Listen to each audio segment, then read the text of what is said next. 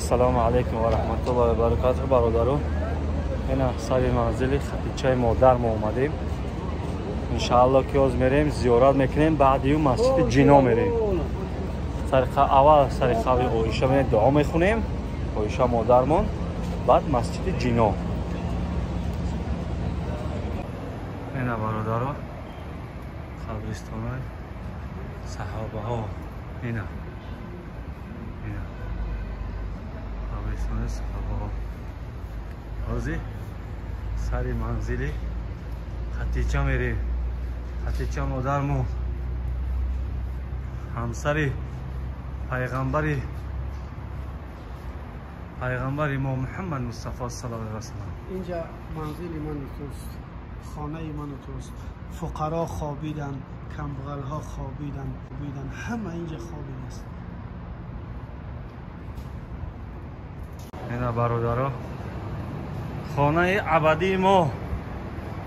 اینجا آن شخصیت هایی هستند که در اسلام خدمت نمودند. الله بزرگ قبرشان باغی از باغ‌های جنت بگرداند. اینها که انشاءالله جنتی هستند، الله بزرگ حفظشان کنه. کنازی ما و منزلی خطیچه مادرمان سپار شده است.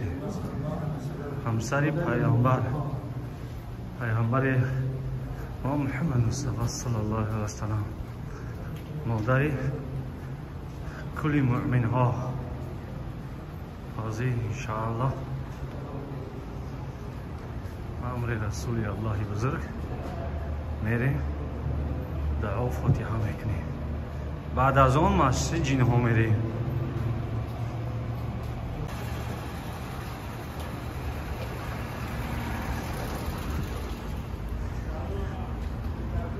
صحابه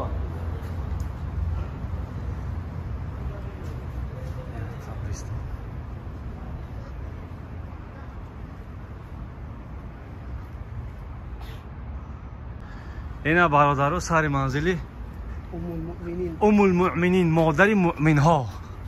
اینا کیرا همسری پیغمبر زمان. اینجا پاپشوتا میبروریم، برو پاپشوتا. پاپشورا میبروریم برای حرمت عزت انسانی.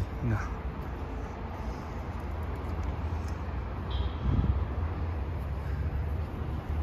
اینا انا برادرها، انا میجا قبرستان صحابه ها.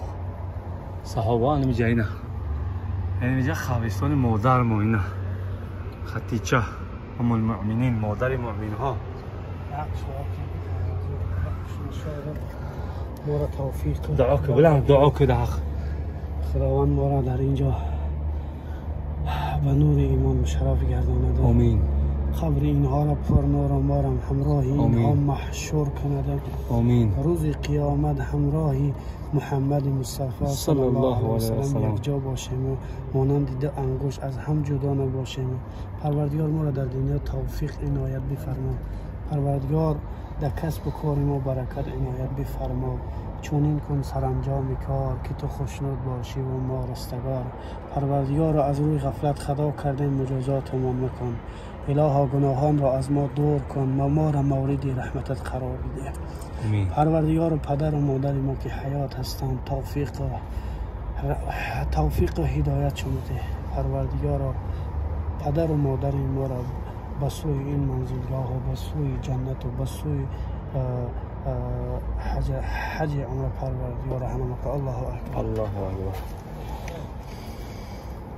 اینا برادرها ما خطیچه مادرمون، مادر کل مؤمنا، همسر یکمی پیغمبر خدا محمد مصطفی صلی الله علیه و سلم. این میای این هسته. همسرش که 15 سال از خودش کلام بود. به حد در اسلام خدمت سخت کرده. 15